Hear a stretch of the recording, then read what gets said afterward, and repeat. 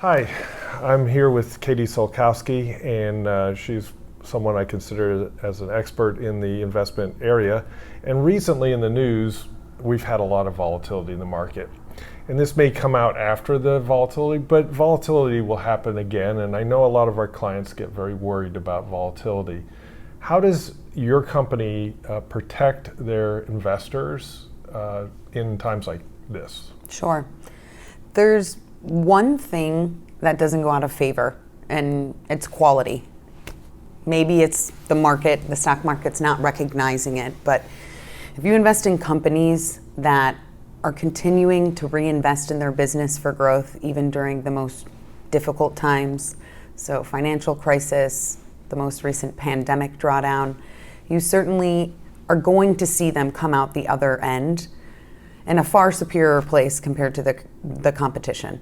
So we keep our guardrails very consistent, and we keep our temperament very much in line, regardless of what's going on in the market, which you have no control over, and it's very irrational and emotional. We have 5 quantitative guardrails that must be met at all times.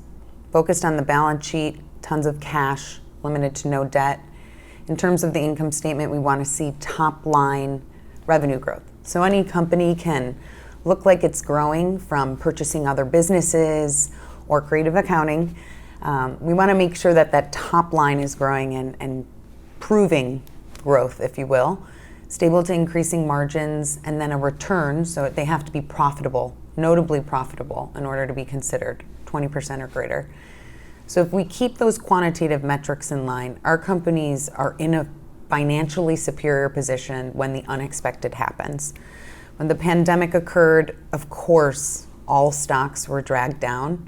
But if you widen the lens and you look at the 6 months post-pandemic, you see quality rise to the top. So I think it's truly sticking to quality and having a very calm temperament.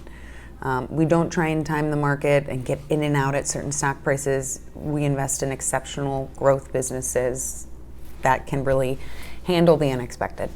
So when you're going through a downturn like we are now, you don't raise cash, you don't move to bonds, you just stay fully invested. Correct. So we think even if the stock market's having a difficult time, if the underlying businesses are still continuing to flourish and grow, eventually that stock price is going to follow. Going to cash, that's guaranteeing a flat return, a 0% return. If you invest in a business that's growing by 15% over the next year, you're likely going to see a 15% run up over the long term. It might not be immediate, but again, comes back to temperament, and we think that's superior results for our clients. So many of our clients actually look at outfits to do demographic studies, and there's a projection with some of these common outfits that within the next 5 to 7 years, we're going to see a major downturn. What do you think your company's going to do when that happens, or if it happens? Sure. So we never make short-term calls just because, again, irrational market movements. But you look back at the last 30 years, and although it hasn't been linear, 15% every year, we always focus in on capturing companies that can deliver 15% growth. And if you can get the companies that are growing their earnings at that rate, again, over the long term, the stock prices should follow.